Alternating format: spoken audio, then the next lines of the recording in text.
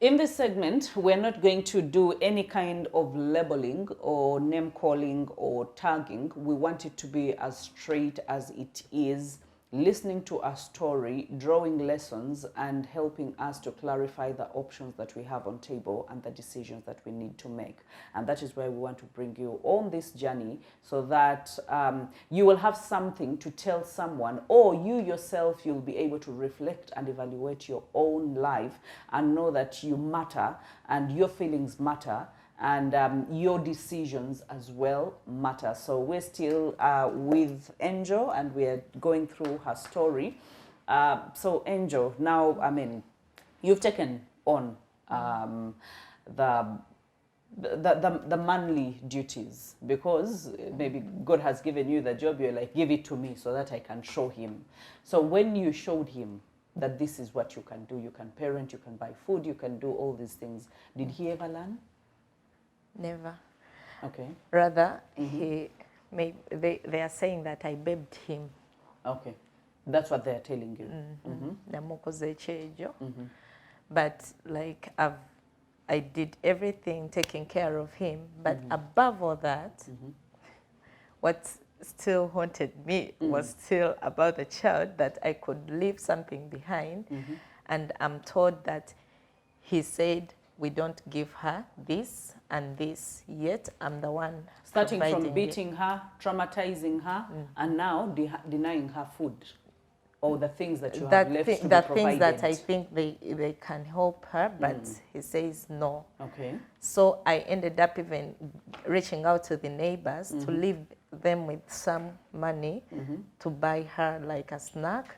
But inside me, I said, then I'm fighting this battle by myself, and I left it for God. Then I just left it, and I let it go. I said, let it not haunt me, because it was the most thing that was haunting me by then, that I would make such decisions to come out.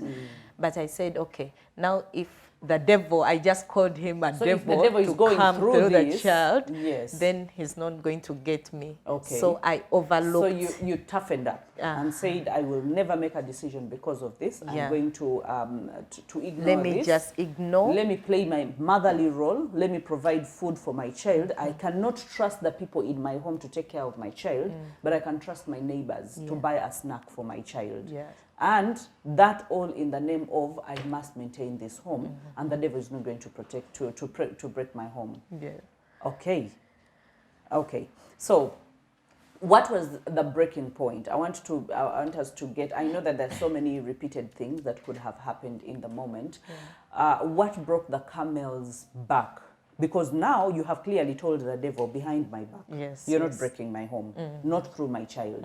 I will find ways of taking care of my child outside of my family, which is not right. Because if there is acceptance in a marriage, that means you should be able to trust the people in your home, or even your partner, to be a person that advocates for that child, even with an upper hand. That the things that you couldn't do, he can actually do. So what breaks the camel's back? Then what breaks it is like 9 years. We are having our anniversary. He sent me a message like, thank you for standing. I'm sorry if I haven't done this as a good man, but I still say I do. Then I was like, I won't say I do. You wrote a message and said, I won't say I do. Yeah. Again, What because had I happened? feel I'm tired of this. Like, I'm exhausted. Like, I'm like giving up, like, in taking care of him, because he got a job. One thing, that job, I knew that he would like grow in it, but it just took him like 3 months, and all of a sudden he came back, and his coming back was deceiving me that they acquisited badly on him, but the person who took him there was my friend. And she told me not to disclose. She told me whatever happened, and he was paid too. Okay. But coming back, he said that he wasn't paid. Okay. And we had discussed... So the lies are coming in. Yeah. We had discussed of the way we are going to handle things, because by then he's doing his master's, and I'm the one who provoked him to go for his master's, that I'm going to pay you, to pay for you 1M, then I need only 500 for home upkeep. But he couldn't do that. Then I was like, okay, we have been in the Christmas break. We are not paid. The money that is coming in is only salary, no extra charges. So what I need from you is 1M from you to start the school fees payment of these kids. Then I'll add on. I was expecting that from him. Then him coming back, he was like, he's not paid for 3 months. Which was a lie, because you later found out that he was paid. Okay. And I didn't tell him that. I told him, I know they gave you the money. They told me they gave you the money. And what did he and say? You're telling me that you're not. Whenever we talk on finances, he's just pissed off. Okay. He doesn't want me to go on. But I was like, okay, it's fine. So I had to do everything, the tuition, the requirements, and everything. God gave me, medical. God gave me the grace. I did it, and here the term is finished. Okay. Yeah. So here you're celebrating your anniversary, and he tells you, he glides over. I call it gliding because then you're like, I want to bury everything that has happened and start a new chapter with you. I'm not willing to acknowledge or be remorseful about anything that I have done. Even when someone is sending a sorry on your anniversary to say, maybe I didn't do this and this, it's not because they are concerned, because if they were concerned, they should have stepped up. There's so many fathers who are not working and they can feed their families. Yeah, I gave him fending for their families. Yeah, I gave him examples to the people that he actually knows. And I told him, you see, he doesn't have as much but he tries to take care of his family. To take care of the family. I see him, but you... And what would he say to that? Because when you tell such a person that, then he tells you, you're comparing me.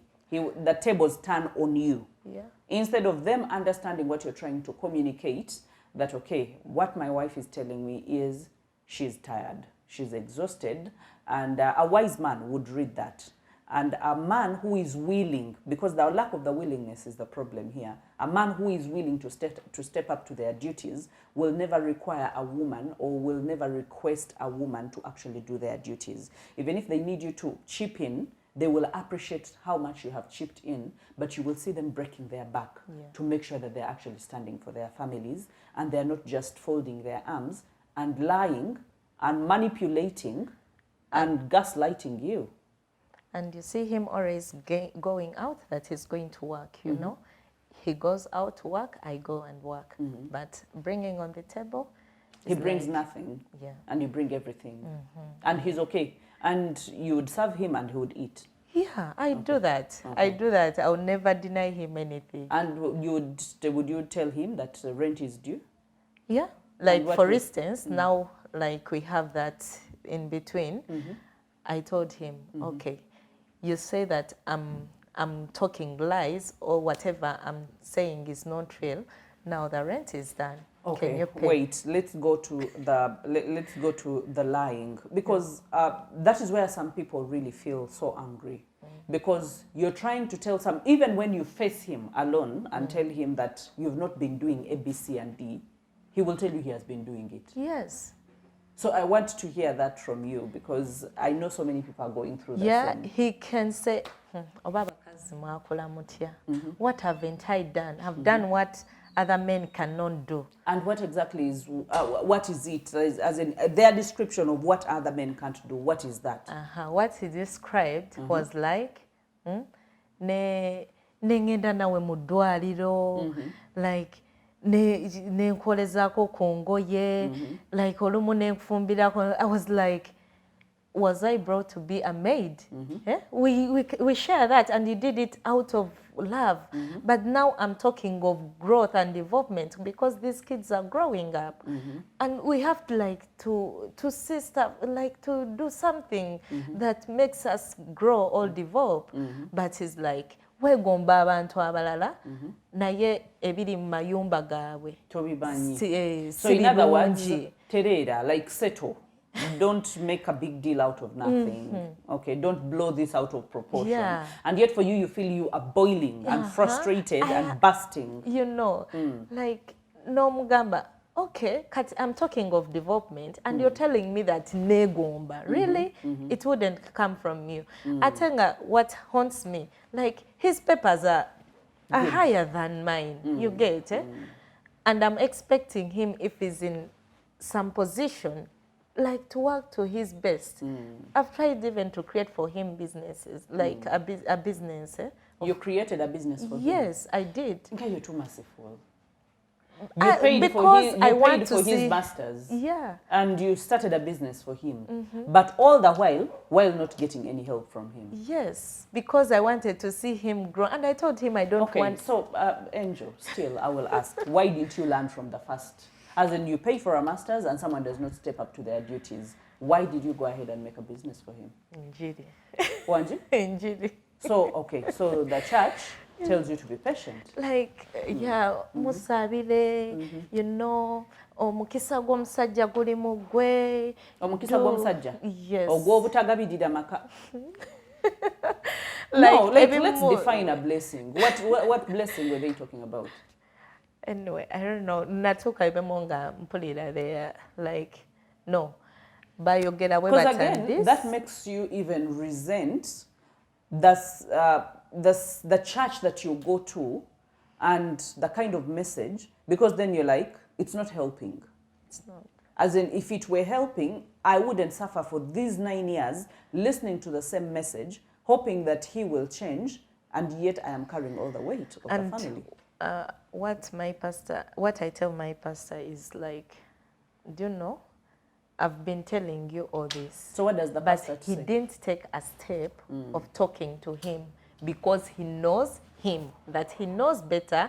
Asobola omusensinga obwongwe n'akutereza bw'oti n'olaba nga ye kyayogedde kituufu. Kati nze ndi mu ki? Ndi mufu. So there's also a blackmailing game. Yeah. When he goes to a place, he will speak all the bad things about you, yeah, and it will be so believable that everyone will say, but what's wrong with that woman? Yeah, ayinza omugamba nti, I'm doing everything, I've done this and this. But pastor says, nze mama baby manyi, you're doing everything. I've seen you and I've done this. So the pastor knows the truth. Yeah, but he tells me, can we pray, and today let's make an agreement that if he doesn't do this for such and such time, then you're free to go. Then I'm like, I'm not going in it anymore. We have been talking about this and you've never taken a chance of talking to him. Enough. I'm not going into it anymore. So with them, they are calling me all the time, but now I made my schedule very busy. Okay.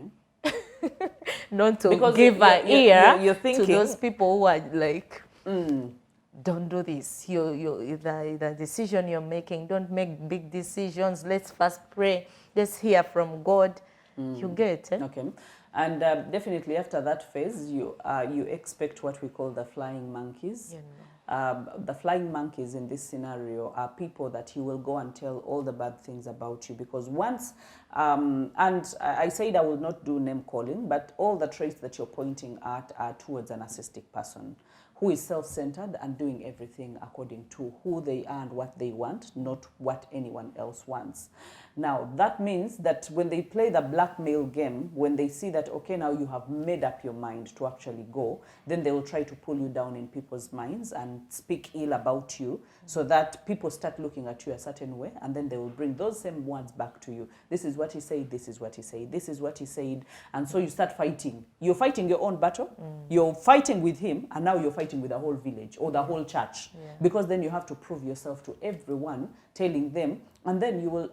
And the trick with these people, they attract or they target religious people. If you have, that is why I told you, where was the inception of this? Where did it start?